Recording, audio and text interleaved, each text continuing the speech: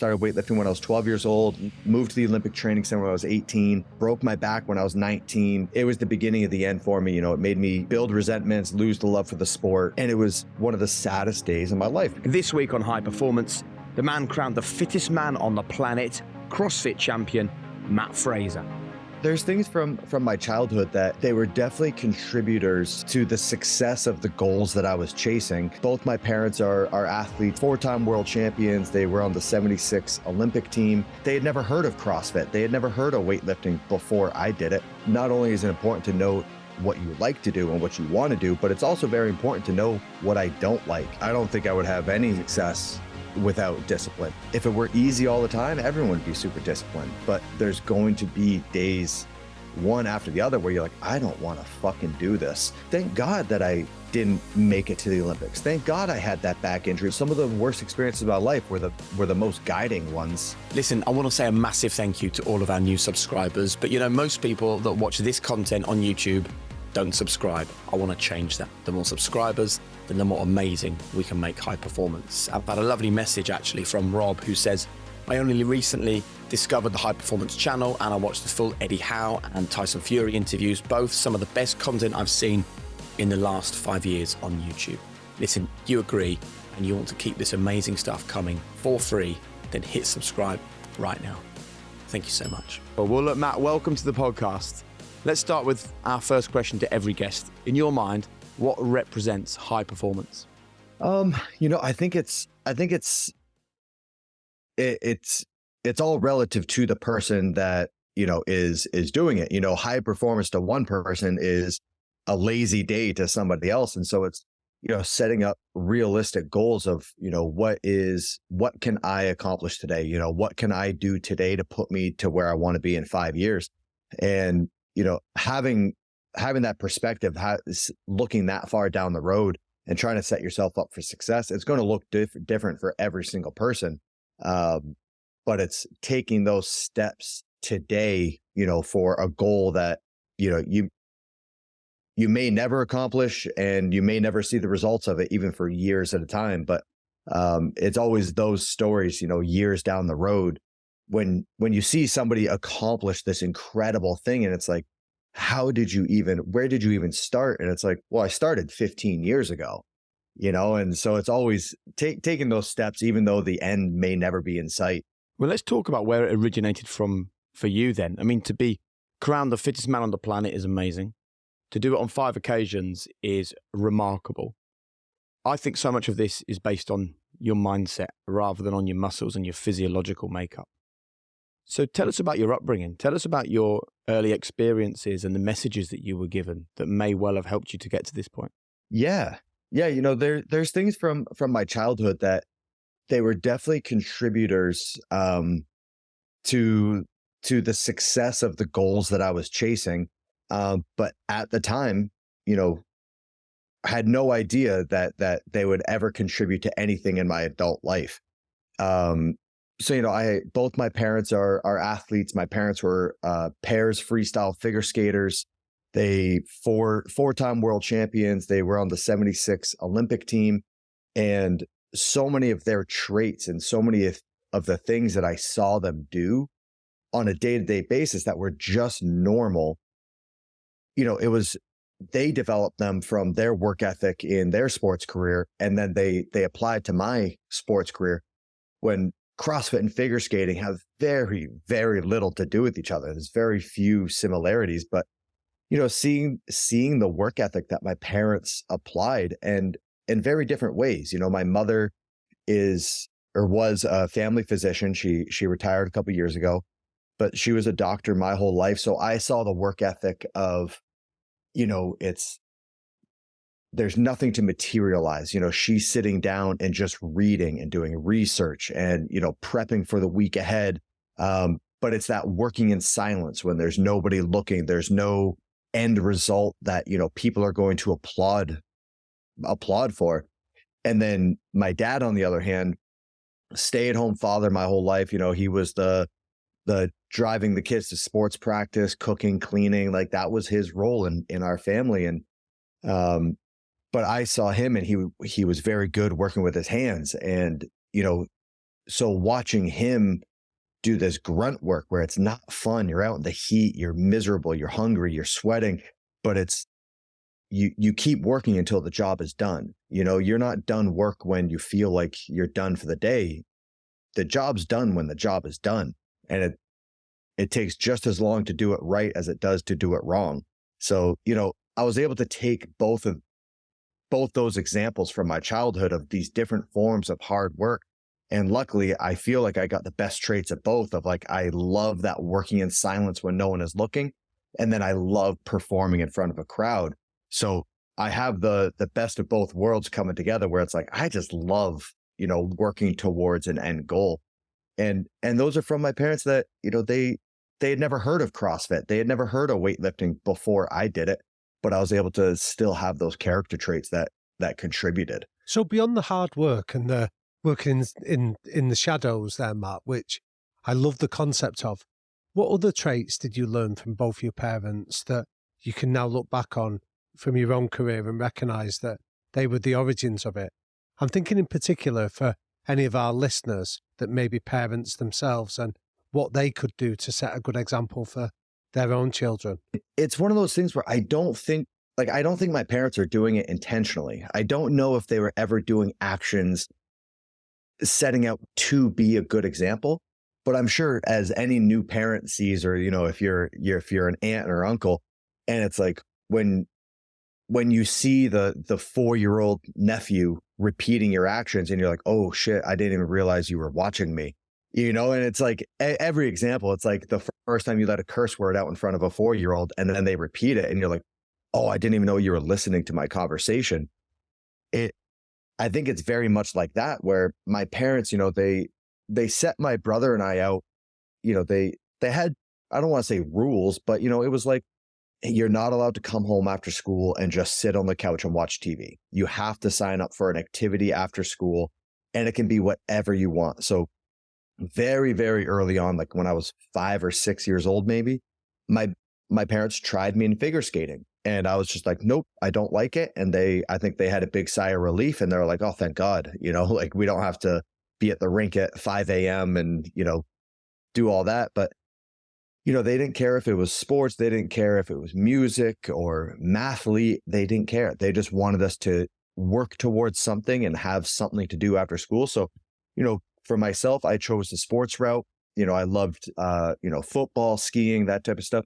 My brother went the music and art, and, he made a career out of it. And my parents did not care that we followed in their footsteps. They just wanted us to apply ourselves and work towards something. So that reminds me then of, like, in David Epstein's brilliant book, Range, where he talks about people that end up doing really successful. One of the things that he identifies is that a lot of them try a variety of different activities and different pursuits before they eventually settle on one in particular. And that sounds very much like that your parents encouraged you to do variety, which is often a contrast to lots of parents get caught up in the sort of the Earl Woods' philosophy of your child's got to have a golf club in his hand at the age of 2 if you're ever going to be the superstar that you hope them to be. What's your view on that then, Matt, in terms of early specialization versus the importance of variety in your activities? I think if you look at any extreme of those examples of, you have the example of Tiger Woods, where, he's in the garage with his father swinging a golf club at, 2 years old. And then you're going to see the examples of these other sports superstars that, they played 3 sports through their entire college career. And, each one of those experiences contributed to the one that they got successful in. I don't think there's a right or wrong answer. I think if you dig for any example, you're going to find the benefits of one extreme versus the other. I think it comes down to personal preference, so like for myself, the rule with my parents was, we could try and do anything we wanted after school, but once we signed up for something, we had to finish out our commitment. So I did all the typical sports as a youngster, 5 years old, playing t-ball or soccer or whatever it was.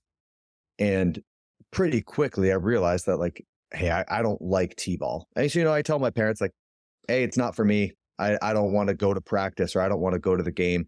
And they're like, okay, like you need to finish out the season. Like you have teammates that are depending on you. Like you made a commitment, so you need to finish it out. But as soon as the season's done, if you never want to do it again, you don't have to. And so with that, it reinforced that commitment of, even on days where I don't feel like doing it, and that happened in my career that I had success in. There were days where I don't want to train, but it was ingrained in me that, like, nope, I signed up for it. I said I would do it. So now I have to do it. But even those experiences, some of the worst experiences of my life were the most guiding ones. Because not only is it important to know what you like to do and what you want to do, but it's also very important to know what I don't like. And it's a very easy example, when you're first dating, before you find, the person that you're going to spend the rest of your life with, you start dating, and it's usually in those bad relationships that you figure out what qualities are actually important to you, and, and also what qualities you hate. And so it's the same thing. Like when I was going through different sports or different work experiences, whatever it was, I was picking up the good traits, but I was also paying attention to the ones that I don't like, or the ones that I want to make sure that, hey, when I move forward to the next chapter, I want to make sure to not have this quality or this trait or whatever it is. And so it's like the only time an experience is a waste is if you don't pay attention to it, or you don't take notes on it and apply it towards the future. So even some of the jobs, relationships, sports experiences that I had that were terrible, they were just as valuable as the good ones, because I could apply them forward and realize, like, all right, next time when I'm picking a spot that I want to train for months at a time, I want to make sure that it has, this, like whatever it is. But yeah, I think any experience, you got to take the pros and the cons and apply them forward and figure out what the hell you like. One of the things I love when you talk about what your parents did for you was saying, if you do a club or a group or a sport, you stick at it. We were joined by Ryan Holiday on the podcast, who's obviously written many amazing books about stoicism. One of them, Discipline is Destiny. I really want to get into the power of discipline in your life, and I'd love you to share what you've learned about that with our listeners so they can employ it in their lives. How vital was discipline to your success? Oh, I think I don't think I would have any success without discipline, and I think the important thing to realize is that discipline it's important on the days where everything's going well and everything, the stakes are high and all that stuff. But I think discipline has some of its biggest effects when nobody's watching, when you're miserable, when you want to quit, and it's staying in it even in those moments. Working hard is easy when everything's going well and everyone's patting you on the back and people are encouraging you, and and your success on the outside is being reflected. You're being rewarded for what you're doing.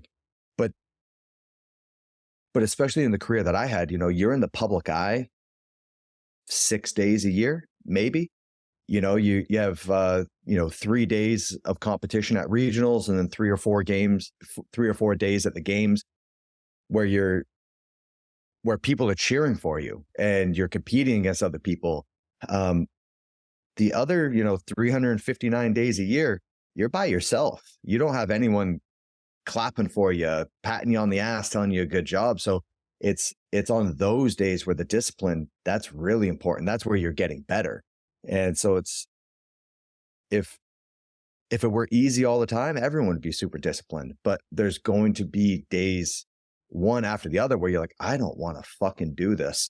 But it's like, nope, if I want the results in 6 months, if I want those cheers in front of 10,000 people, I need to suffer through these shitty moments. And luckily I was in a career where, I didn't have to bribe myself every day. I enjoyed showing up to work most days of the week, but there's still those rare times where it's like, nope, if I want the future that I want, if I want that gold medal around my neck, I need to work hard on days that I want to, and more importantly, on the days that I don't want to. So that's consistent with that famous Muhammad Ali quote that the fight is never won under the bright lights. It's always won on those long, lonely runs when nobody's there. I had a Muhammad Ali quote on my wall for years. Which was? And it was suffer now and live the rest of your life as a champion. So what I'm interested in is, I appreciate that one of the techniques you've spoken about is imagining that gold medal around your neck that got you through those horrible moments. But what other techniques did you draw on that our listeners could be able to apply in their own lives when they're going through tough times and they need to just keep going? Yeah, I think having that very, that very like confident feeling that, when you're at the bottom, when you feel like you've hit rock bottom. So you have two choices. One, you can just not do shit and just sit right where you are and just accept the situation you're in, or you can work and take steps to try to get out of it, even if it's not even, I don't know if I can get out of this, but I don't even know how to get out of this. Well, if you fail at trying, you're going to end up right where you were anyways. Like if you're at rock bottom, you can't go any lower. So screw it. Like why would you not try to get out? Like the only other option is just accepting where you are and accepting the situation you're in. And if you don't work to get out of it, that's the rest of your life. Nobody's going to, throw you a lifeline and just be like, hey, let me fix your life for you. The one, I heard of one example years ago of when you're driving down the road and you see a car broken down on the side of the highway and somebody, waving and cars will just keep zipping by all day long. I've been that guy. I've been broken down on the side of the highway and tried to get somebody pull over. And it's impossible. As soon as you say F it and you start pushing the car, now somebody's going to pull over so quickly.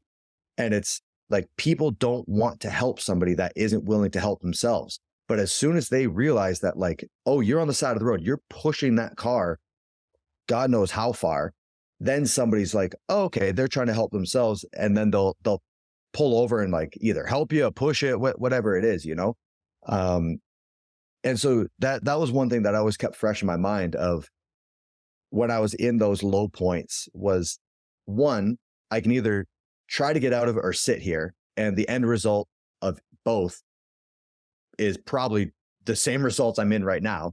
But then also, like, nobody wants to help you unless you're trying to help yourself. And so it's like, all right, like, let's just start working. And then hopefully somebody sees and somebody wants to contribute or help or whatever it is. But at very least, it's going to keep your mind occupied and keep working towards something better. You know what? I love the analogy of the broken down car. It's the first time I've heard someone use that, and I'm taking it forward. Yeah. Give me credit twice, then use it forever. Yeah, thank you. That's exactly what we'll do. I love the phrase, don't be disappointed by the results you didn't get for the work you didn't do. And I really want to talk about this with you because I just want people to hear someone like you talk about putting in the work in those difficult times when there are no bright lights and there is no crowd and there are no rewards, which then give you the freedom in the competition to know that you've done everything. For a long time, I worked in Formula One motor racing. And I remember talking with Jenson Button, a former world champion, who said the only thing he could do was make sure that he was the fittest driver on the grid. Because when he's on the grid at the beginning, there's loads of things not in his favor. But that was the one thing that he was able to control, was to be the fittest physical driver there, which, after 90 minutes behind the wheel of a Grand Prix car becomes important. I'd love you to explain to our audience what power that gave you. Absolutely. This is one that, I have a lot of experience with of, so for anyone who's not familiar with my career, so my rookie year, 2014, I got silver medal and I was doing backflips over it. I was so excited, had no expectations going into the competition. So to hit the podium was, felt like a huge life achievement. The following year, my expectations now changed. So 2015, I think I was the favorite to win. I was expected to win and I expected myself to win, but I expected it to come easy. And so, of course, I got second place again. And then after that, for the next 5 consecutive years, I did things right. And I won 5 years consecutively. But the 2015 season, I remember after, like, it put me into a spiral. I didn't show up to the gym for a couple of months after. I didn't know if I wanted to continue. I didn't know if I wanted to sign up again the next year. And I had to really sit down with just a pen and paper and just figure out, like, why I got the exact same results the year prior, but I have a complete 180 difference in how I feel about these results, the emotions that are associated with it. And I realized that it had nothing to do with the results. It was because I knew it was my fault. It was because I cut corners my entire preparation. So the part that bugged me was I knew that the results reflected the work that I put in. And I knew that that did not line up with my potential. And that's what like put me into a spiral. So every year after that, I didn't leave anything up to what if. I had one singular goal I wanted to win. And so every single decision during the day, I made sure to look at it of, okay, what action to this, decision is going to put me closer to my goal. And some of those decisions were very obvious, like, hey, do you want to go to an all you can eat Chinese food buffet tonight? Well, it's an easy no. Like that's going to be shit nutrition. It's going to affect my training. Do you want to stay up until 2 a.m.? Well, that's an easy no. But then there's going to be some decisions that are a lot harder, that where you don't necessarily see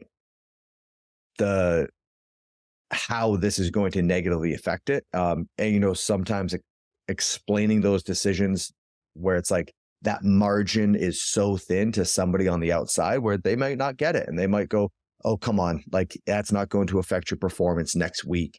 Like come out to dinner with us. And it's like, no, sorry, it doesn't line up with my goal. I can't. So yeah, I think it was moving forward into the 2016 season when it became a very real possibility that like I may never win this thing.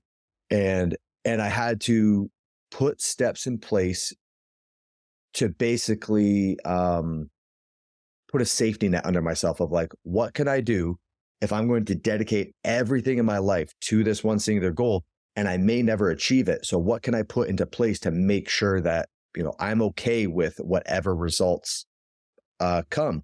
And I put it in place that like, I just won't leave anything to what if. I'm going to make sure I apply full effort to everything I do. And then I'm not going to sacrifice anything. And there's no guarantee of it. There's no guarantee that the results are going to work out. But I figured that with training like that and making those life decisions, that even if I get 10th place at the games, I'm going to hold my head high because I know that those were the results that I deserve. Those results are what I was capable of. And so I hope that if I did everything correctly and I didn't get the results I wanted, I would still be able to hold my head high because I was proud of the effort that I put in. And so, I won time and time again, but it was never the end results that were like the big proud flag, like I don't know where my medals are. I know they're around here somewhere, but 2 of the medals are framed. The other 3 are sitting in a grocery bag somewhere tucked away in like a sock drawer. It's not the end results that, cause me to hold my head high. It's the whole process up to it. Like every fond memory I have is from training, not from competing. And so it's just making sure that I do the actions on a daily basis that make myself proud. And then I found that, if I'm coming home from training every single day, proud of the effort, proud of what I did, that at the end of the year, when everything accumulates and the end results show, I'm proud of those too. But if you will, Matt, will you take us into the arena with you? I'm really intrigued as when you've done that preparation in the shadows, the moment before you actually have to step into the heat of battle. Will you give us an insight into how you're talking to yourself, how you're managing your nerves, and how you're putting yourself in the best place to go out there and give your best?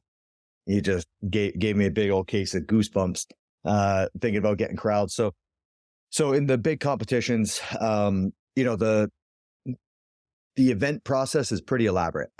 So there's an athlete area that's on the other side of campus of the competition venue.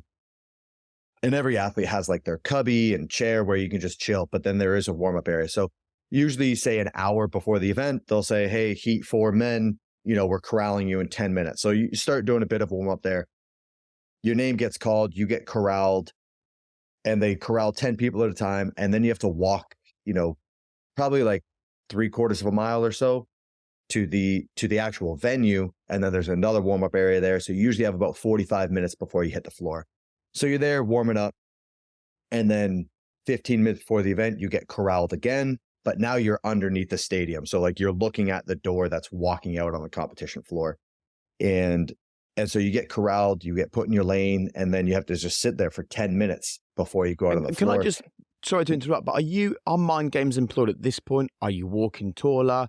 Are you making sure that you sort of like don't look out of breath, or that you feel great and you've got a swagger or a bit of kind of shit talking with some of the other competitors? What's going on there? Yeah, it depends what the event is. It depends who you're competing against. Depends, is it a mass start? Is it heats?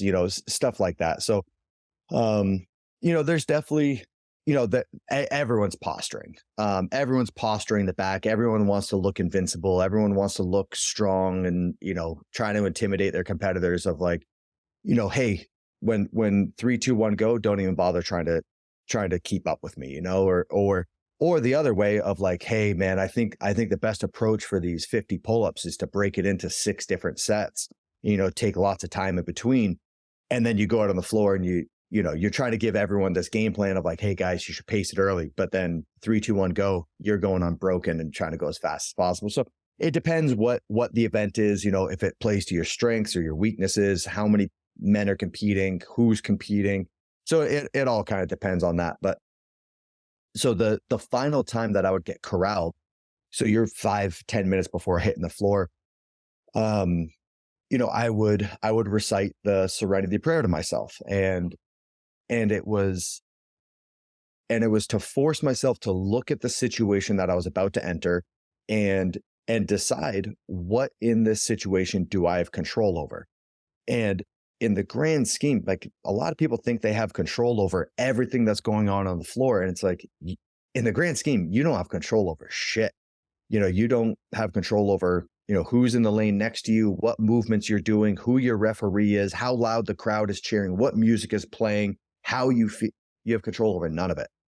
And so I would go through all these things in my head of like, hey, if the competitor next to me goes out blazing fast, that doesn't affect me. If they go out super slow, doesn't affect me. If my ref is giving me some unjustified no reps, there's nothing I can do about it. I just have to accept it. So how am I going to respond to these scenarios? And so there was two things. One was 99% of the time going out on the floor, and in most situations in life, the only thing you have control over is your effort. You can only control how hard, how intelligently you hit this workout. And so that was one that when I was going on the floor, I'm like, it doesn't matter who I have as a ref, doesn't matter who's in the lane next to me, it doesn't matter. None of these things matter. All I have control over is giving my best effort and trying to do this workout as well as I can based on the training and the life experiences that I've had up to this point. And I still have that when I'm going into business meetings or, building something or training other athletes. It's like 99% of the time, the only thing I have control over is giving my absolute best effort. And even that, I promise you, I'm going to fuck up sometimes. But it's just like, all right, let's just do this as best we can with the life experience that I have. And then hopefully I can be proud of the results regardless. For those listening to this that aren't aware of the Serenity Prayer, I mean, it's a special few lines, isn't it? Would you just repeat it for people? Yeah. So grant me the serenity to accept the things that I cannot change, the courage to change the things I can, and the wisdom to know the difference. So like when I was out on the floor, if I did a rep that I knew was a good rep and my ref was like, no rep, well, what do I have control over here? Either one, I can sit here and try to argue with my ref, where it's like, that makes me look bad. It now puts that referee on the defensive where they're more likely to, like get their back up and then try to show their authority of like, no, I'm right. That was a no rep. So it's like, you're not helping yourself in any way. And it's like, all right, if this keeps happening, what do I have control over? Well, I can call over the head judge, but until that point, that's not the right decision. So, taking into consideration all of those things where, it's like, all right, what do I have control over? And most of the time, you don't have control over shit, only yourself and how you attack the workout. So it's like, it can be frustrating sometimes. Sometimes you want to be the puppet master of everything that's going on around you, but that's not practical, Look, Matt, one of the big focuses for us on the High Performance Podcast for 2023 is change. And change is the only way we grow. And I know that, when you first started out, your career, if we can call it that, because you were very young, was weightlifting. You got injured, broke your back, and you had to pivot completely towards CrossFit. So there'll be people that are listening to this. They've seen you 5 times crowned fittest man on the planet, hugely successful, massively recognized, millions of followers on Instagram, and they'll think, well, he must have always been good at this. But I think it's really important to explain to the listeners who might be scared of change because it's something that they're bad at, that everything that you're good at, everything that we're good at, we were once bad at. So can we talk about giving advice for people for whom being bad is the reason they never start anything, and encouraging them in this new year to go for it? Yeah. I actually saw one thing yesterday. And it was kind of like a comedy video on Instagram, but it was like a PSA, and it was like, hey guys, like just for whoever needs to hear it, you don't need to be good at your hobbies to enjoy them. And for myself, I was like, oh shit, that's good to hear every once in a while, because I'm a beginner in a lot of things that I do, whether it's, dirt biking, shooting guns, jujitsu. It's like, well, no, I'm at the very start line. I've done a couple lessons. I'm absolute shit at all these things, but I love doing them. And it's like, well, yeah, you're not going to pick something up and just immediately be the best in the world at it. It's like, no, it requires a lot of fucking hard work. And I think looking at change, it can be tough to have this perspective without having the experience. But for myself, as you mentioned, so I was a competitive weightlifter, started weightlifting when I was 12 years old, moved to the Olympic Training Center when I was 18, broke my back when I was 19, thought my career was over. It was, but I competed junior world championships. Like I had a relatively successful weightlifting career, and then broke my back. The rehab for that was brutal. It was the beginning of the end for me. It made me build resentments, lose the love for the sport, and all that stuff. And anyways, to the point that I finally walked away from the sport. And it was one of the saddest days in my life, because it was I trained every single day for 10 years. That was my goal. That was my life. That was my singular direction of what I wanted to pursue. And now I'm out of it. And now I'm just a regular. So basically my whole identity got stripped away. Like my whole life, I was the kid that was going to go to the Olympics. And so, the lowest of the low in my life was leaving the sport and not having anything to turn to. Well, I look back at it now, thank God that I didn't make it to the Olympics. Thank God I had that back injury, because if I had fulfilled my dream of going to the Olympics in weightlifting, I would have never pursued another sports career. I would have never gone to CrossFit and tried to compete in it, all these things. And in the moment, if I were 19 years old and somebody's trying to tell me like, oh, there's going to be a silver lining to this terrible, terrible thing you're going through, I would tell them to pound sand. I'm like, no, I don't believe you. This sucks. Don't try to tell me any different. But it's like, thank God that, I had that change. I was forced into that change, because if I had accomplished my goals with weightlifting, I would have never pursued competing in CrossFit. And it was because of that experience that ever since then, like an injury would happen, a roadblock would happen, something would be in the way of me achieving my goal. And I would still be sad. I would still be upset. I would still be very hurt over it. But I remember in my head thinking like, I wonder what the silver lining is going to be from this situation. I wonder in 5 years what I'm going to think back to this situation. And I remember like I had one scenario where, I thought everything I had worked for was being stripped away and hopeless. You're crying uncontrollably. Everyone around you's doing what they can to try to support you. And I remember being hopeless and still very hurt, but wondering like, I wonder what good is going to come from this. I wonder what life lesson, or I wonder what opportunity is going to get presented to me because of this. And sure enough, it did. It wasn't immediate. It was, 6 months to a year later. But it was one of those situations that when the new opportunity got presented to me, I went, oh, thank God that shit a year ago happened.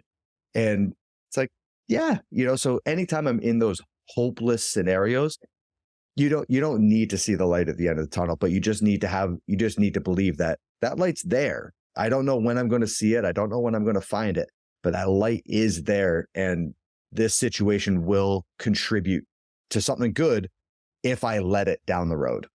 I love that innate optimism. Yes. Matt, there's as we're talking to you now, I can see on the wall behind you one of your mottos that hard work pays off. And I think that's a really important message that we'd like to explore. What is your definition of hard work? It's once again, it's going to change depending on, what scenario you're in, what room you're in. But for myself, that motto actually didn't start in CrossFit. It actually started, which degrees?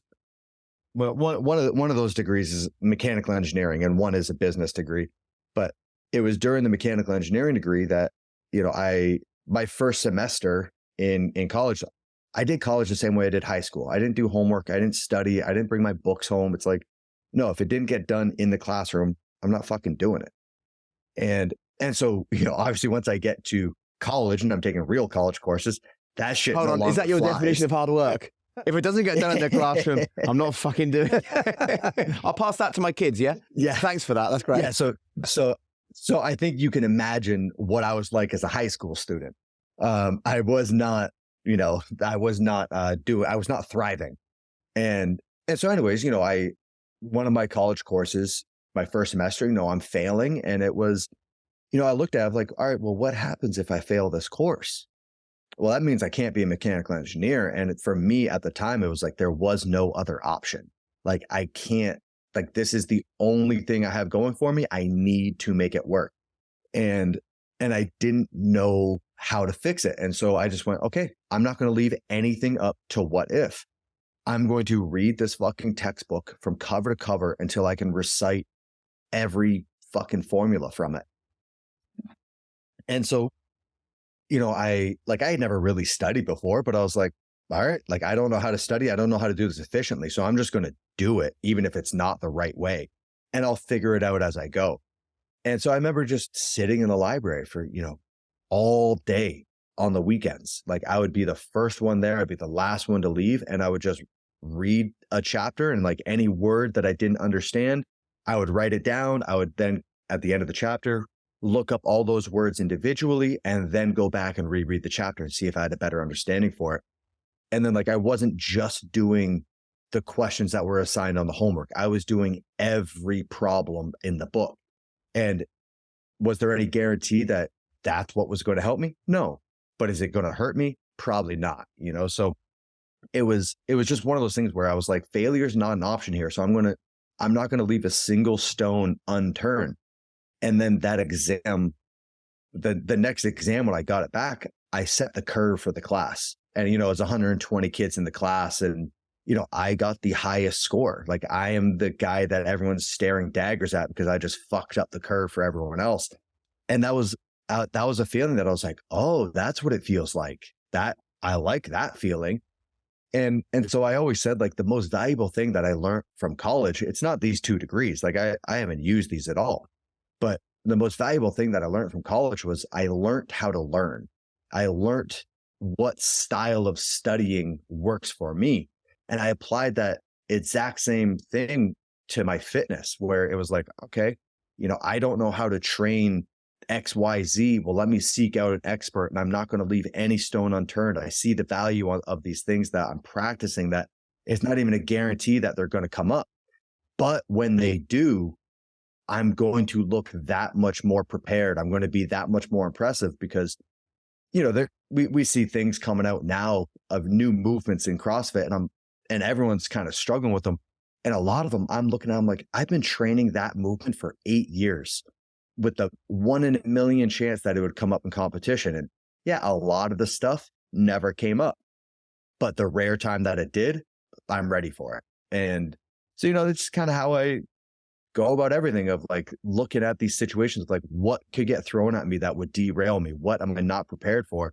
And then figuring out how to get prepared for it. I love that. I mean, what I love, like when people talk about learned helplessness, people that exist in a world where they're made to feel like there's nothing they can do to change their situation. This is learned helpfulness. This is working out the puzzle to solve the equations that lie in front of us. And the reason why I think that is so fantastic is that I know when I said to my friends, I'm interviewing you, all of them just assumed you were like a 7-year-old with a 6-pack and you were a 14-year-old with boulders for shoulders and everything came easy. But here's the truth. You had to work out the algorithm of life, and not just the algorithm of life, but the algorithm that worked for you in life. And I guess the message is anyone can work it out for themselves if they put the work in to figure out that equation. And then suddenly you figure out that equation and all these doors open up to you because options appear. Yeah. Yeah. I mean, there was very little that I did in any sports career and anything that I've touched that I was naturally good at when the first time I did it.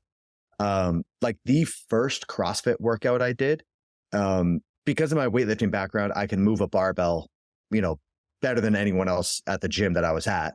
So, that seemed like it came naturally for me, but I had already been practicing it for 10 years. I had been doing weightlifting for 10 years. So it looked like my weightlifting started out like I was just naturally good at it. No, fuck no. Like I worked my ass off for it. But like my first CrossFit workout, it was, I think it was overhead squats with 95 pounds. So those were super easy for me. But then I think it was a 400-meter run or an 800-meter run. And I specifically remember having to pull off the running trail to get out of people's way. Hands are on my knees and I'm like coughing, like dry heaving, like hurting. And I remember this gentleman, and he was a member of the gym for years, Damon. He was probably mid-50s, like high 200s, probably like 275 pounds or so. And he just like hoofed by me. And like full gray hair, like relatively overweight. And I was just like, that guy's beating me. Like I'm 23 years old and like I have abs and this guy is outrunning me. And so it's not like the first time I touched CrossFit, I was just good at it. It took a lot of fucking time, but it was one of those things where like I would sign up for a competition and then analyze the results after. The nice thing about competing is it gives you a pretty good study guide of what you're good at and what you're shit at. You look at the leaderboard at the end of the competition, it's like, all right, first place, like, all right, I'm good at these things. And then a 35th place. It's like, all right, well, if you're looking for what do I have to train or what movements do I have to train, that's a pretty good indicator that if you got dead last on an event, you're probably shit at the movements and you need to practice it. So I would sign up for these competitions and then I was looking at the results. It's like a cheat sheet of like, you want to figure out how to become the best in the world, sign up and analyze the results. And it's like, if you did poorly on an event, you should probably work on that event. And I just did that on repeat. Like my first couple of years training, I competed like a maniac. Like if there was a competition, I would compete every single weekend. And then I would just break down the results. And it was 9 times out of 10, your lowest place finish is the thing that you need to work on the most. So it made life pretty simple. So one of the things that you spoke about, Matt, when you got that back injury and you had to retire from weightlifting was the sense of identity that was stripped from you. You were the guy that was going to the Olympics. I'm interested now then, as a guy that's constantly analysing situations and working out how to get better. Now that you've retired from CrossFit, that you're no longer a competitive athlete, how do you cope with the loss of identity that naturally follows from that? So one, there was no loss of identity because once again, I took previous experiences and applied them forward. And, there's a lot of stuff that contributes to this, but one is looking at when I started CrossFit, I started having success and it became my career. It's very easy to look at it of, oh, this is going to last forever. And it's, well, no, you're a fucking idiot if you think your professional sports career is going to last forever. No, your body has a timestamp on it. And because I came from weightlifting, I knew that. Like, I thought I would continue weightlifting until the day I died. I thought like, nope, nothing can stand in the way of my goal, like all these things. And then one day it's just, you wake up and you're like, I don't want to do it. Like, I don't want to do it anymore. I've been feeling this way for a long time. And so when I stepped away from weightlifting, I had this huge identity crisis, because I was like, who am I? What do I do? What am I known for? So when I started CrossFit, I knew, I was like, okay, I need to make sure to keep an identity off the competition floor, because even if my career goes perfectly, it's going to end at some point. Odds are most professionals don't get to pick their retirement date. It's picked for them. You know, the body gives out, you have an injury, something. So I always assumed so two things. One, I always assumed every training session was going to be my last. And I assumed that every paycheck that I ever got was going to be my last, because you can hit PRs in training, and then God forbid you get in a car accident on the way home, or you pull your trap, putting your gym bag on your shoulder. You don't have control over those things. You can do things to try to control them or try to put the odds in your favor, but if it's going to happen, it's going to happen. There's not shit you can do about it. So I went into my CrossFit career knowing that I'm going to have to step away from this at some point. So I put so much emphasis on, planning for the future, and, not spending money the way that I'm bringing it in, because it's a false representation. If I compete in a competition, I make $100,000. A lot of people are like, man, $100,000 is not bad for 2 days work. And it's like, well, no, it's 20 years of work to get that result. And then I'm not looking at it as like this $100,000 is going to represents 2 days of a salary. I'm like, this 100,000 needs to last me 50 years. So I just made $2,000 a year for the next 50 years.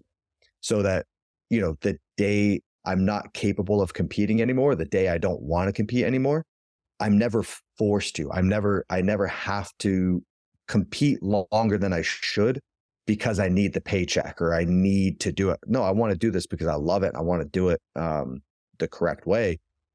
But yeah, like going from weightlifting. So I actually returned to weightlifting after my back injury. So I got my L5 repaired. It was about a year of rehab and stuff, but I realized that I was training for the wrong reasons. I was training to prove other people wrong, because once I broke my back, I heard it from everyone, people that I thought were friends, people that I thought would always be there to support me, of like, he's broken, he's washed up, he'll never return, all this stuff. And I saw them distance themselves. And so once again, it was one of those things of making sure that the people in my life aren't just there, for the good times. And one of my proudest things for my CrossFit career was, because I saw that from my weightlifting and I applied that experience forward, I made sure to put people in my life that were there for the good times and the bad times. The bad times are more important. And so it was a great sense of pride that every year that I won, I have the same picture after the award ceremony. I have Matt O'Keefe on one side of me and I have Sammy on the other. They're both holding my check and I have the gold medal around my neck. And I don't give a shit about those good times, but it's what those represent, of like every year there were really, really hard times where I questioned a lot, but having that support group around me, knowing that when I come off the floor, the hug and the support that I'm going to get from my loved ones has it's not contingent on my results. And that was coming from my weightlifting career, of seeing how I was treated when I then couldn't produce the results as a weightlifter, and applying those things forward so that when I knew the inevitable end of my competitive career was coming, that I wouldn't have to deal with, these terrible, terrible times of trying to figure out who the fuck I am.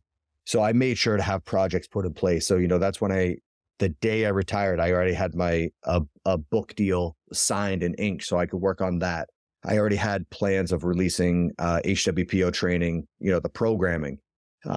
Because I know I don't do well with idle hands. And I knew that when I step away from competing, I'm never coming back. And so I want to make sure that I have something outside of the gym that is making me feel fulfilled and, something that I can work towards and feel good about. How happy are you? Oh, I wouldn't fucking trade it. I joke with some people of like, dude, if I knew it was going to be this good, I would have stepped away sooner. Love that. Brilliant. Right, we've reached the point where we ask you our quickfire questions, Matt. The first one is, what are the 3 non-negotiable behaviors that you and the people around you need to buy into? Ooh. 3 non-negotiable behaviors. Ooh. We just feel that people dwell a lot these days on values or principles, but actually those things are totally valueless unless they inform the way you behave. So we're always very interested to know from our guests, what are the 3 values that they cherish the most? I look at a lot of things of, being nice to anyone. Doesn't matter what they have to offer you. Being kind to somebody when you have nothing to gain from them, that speaks volumes. The work is done when the job is done. And so, like we had the perfect example of that last week in Dubai, where we showed up expecting to have one role with this competition, and my whole team, there was 5 of us total. And our first day of 7 there, we realized like, oh shit, all right, this is going to be a long week. We need to fulfill these jobs that we had no intentions of doing. And there wasn't a single fucking question from anyone in my group. It was just like, you tell us where to be and when to do it, and we're getting the job done. So I think that willingness to work, even when you're not going to get rewarded for it. I think that's a very, very important one. Basically just doing the right thing, whether you're being compensated for it or not. That's very important. Let's see. What else is non-negotiable? Timekeeping is a very common one. Minimum effort. Maximum effort is the minimum requirement. Yeah, I think that's a good one, is, just the expectations of, sorry, what was the first one that you said? Oh, like being on time, like being considerate of other people. It's very easy to look directly, like almost as if you're looking down at your toes and you're only looking at, all right, how does this next action impact me? But it's like, all right, well, if you take this action, what's the trickle to everyone else? And trying to always look at the bigger picture of, if I say this thing, how is it going to be received? Do I need to talk to other people? Do I need to put explanation into it? So always looking at how your actions are going to affect and compound down the road to other people. So what's your biggest weakness and your greatest strength? Biggest weakness. I have a very hard time doing things that I want to do when there's still things that I have to do. So, like even if there's a deadline on a project that's weeks down the road, I have a very, very hard time relaxing until that job is done. So, the biggest thing that I've implemented now is, if it's just a regular work day, it's not like this big pressing project of like making sure that I have a couple hours for myself every night. And I'm terrible at it. I'm terrible at not working and just like enjoying. So like last night was a perfect example of, I'm home alone and I'm like, all right, like I finished all my work for the day. I'll go down and like clean the garage. I'll go out and do some yard work. I'll do all these things. And then I'm like, I have an hour before I go to bed and I'm down here cleaning the fucking garage. I'm like, no, I need to go do something that's like relaxing, because it compounds over time. So I'm just not good at taking time for myself and just relaxing. I'd say my greatest strength is you point me in the right direction. You point me in the direction you want me to go and I'll fucking work till my fingers bleed. So like with Sammy and O'Keefe, I tell them all the time, I'm like, hey, I'm not the creative. I'm not the one, coming up with these unique solutions. So putting people in place that are creative and kind of know those situations. But then I just tell Sammy and O'Keefe, like, you point me in the right direction and I'll go until the job is done. But I just need you to tell me that, like, hey, yep, you're working on the right thing. And then I'm good to go. Love that. What is the one thing people get wrong about you or misunderstand about you the most? Oh, where do you want to start? Where do you want to start? I mean, this is something that it's a common topic of, explaining yourself. So you have to find that line of like, whose opinion do you care about? And it's for those people, those are the people that are getting the explanation. And those are the people that are telling me that when I do something and they come to me and they're like, hey man, that was probably a shitty move. And I'm like, oh shit. Like, okay, you know me like the back of your hand, you know my intentions, you know my reasoning behind doing these things, and you still think it was a bad move. Okay, then I need to go change something. But I've just found that, no matter what you do, you're going to have somebody criticizing you. You're going to have somebody, whether it's public or private, whatever it is, you're going to have somebody that disagrees and doesn't like it. And if you get it in your head that like, I'm going to explain myself to every single person that disagrees with what I do, well, you're going to do a lot of explaining and probably not too many actions. And so, that was one thing that I set up for myself was I made a list of people these are the people whose opinions matter to me. And if need be, I'll explain myself to this select group. But after that, if people don't like me for my actions and they're not willing to take the time to ask the questions on why I did these things and, what could possibly be the other outcome that they're not seeing, then it's probably not worth my time to explain it. It's like, I forget who said it, but they were like, hey, if I did something that pissed you off, call me. And if you don't have my phone number, you probably don't know me well enough to be pissed off. And that was one of those things that, Sammy's opinion, O'Keefe's opinion, I have a handful of friends, my parents, those people's opinions matter to me. But I always look at it of like, I'm not going to take criticism from somebody that I wouldn't take advice from. What is it they say? Don't take travel advice from an estate agent. Yeah, true. Yeah, it's a good one. So, it's hard. It doesn't feel good hearing, people ripping you apart and you're like, oh my God, you totally missed the point. You totally missed why I did this action and you're just assuming the worst. But at the same time, it's like, all right, fuck, I'll try to do a better job explaining next time, but I'm not going to sit here and like apologize for what I did or, anything like that. It's just, all right, I fucked that up. I'll take that into consideration for next time. Next time I do something like that, I'll do it better. But yeah.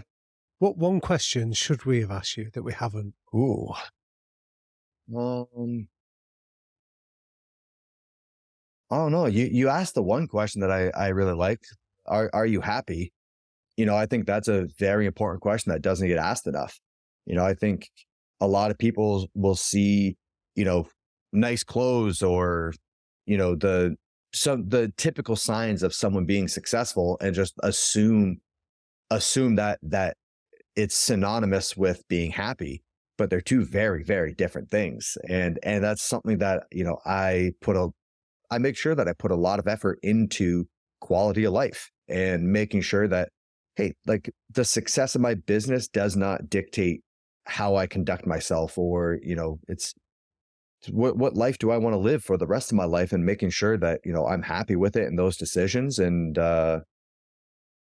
yeah, so I think you asked the most important question of like, are you happy? And I think that needs to be asked a lot more. And you're full of brilliant life advice.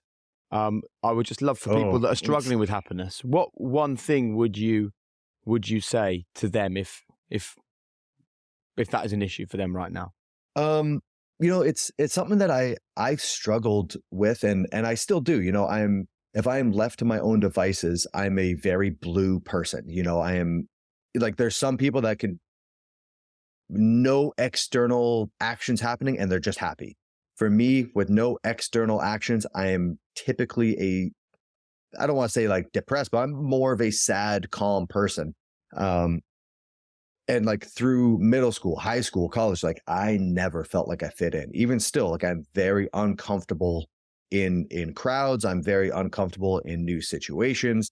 And for myself, I remember being in middle school and like going clothes shopping with my parents and like seeing clothes that I liked, but I was like, I can't wear that. People will make fun of me for it. Or, I can't join that club. People will make fun of me for it. And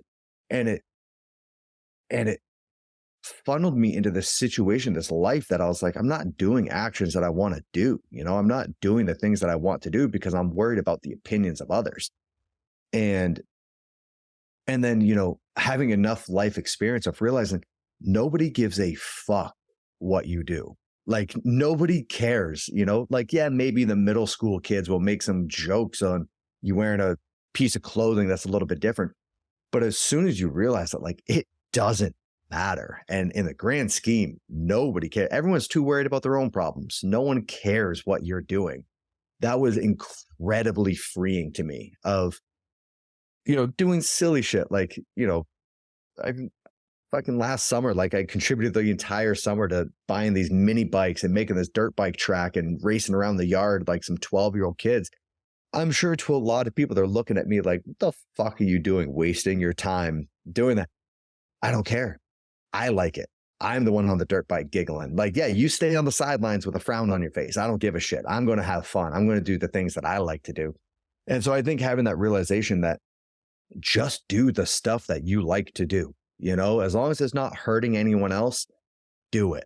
And once you realize that, yeah, the words will sting for a second, but enough time, it's like, oh, you stop caring about the criticisms from other people too. As long as you doing the right things, there's always going to be someone criticizing you. Fuck it. Make sure you have a smile on your face. That's what matters. You have to spend all day with yourself. Make sure you're somebody that you want to be with.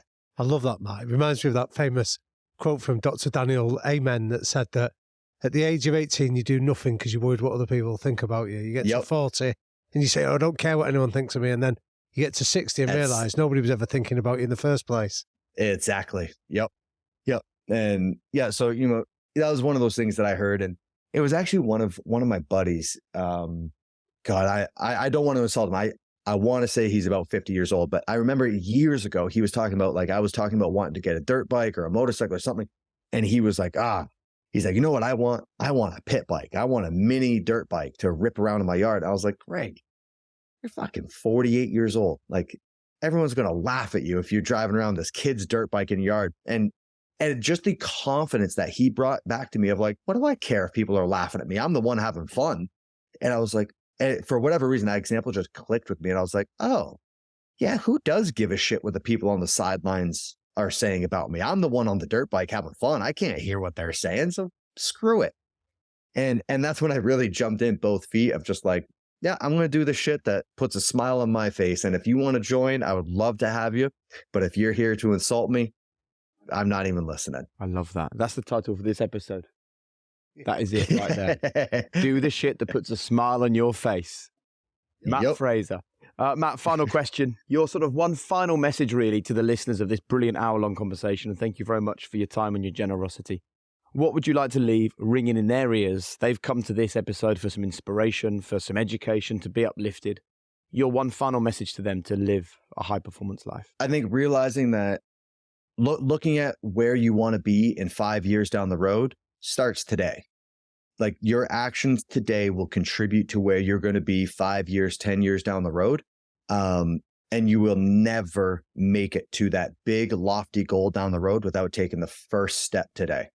For myself, I graduated with a double major, double minor on the dean's list in college.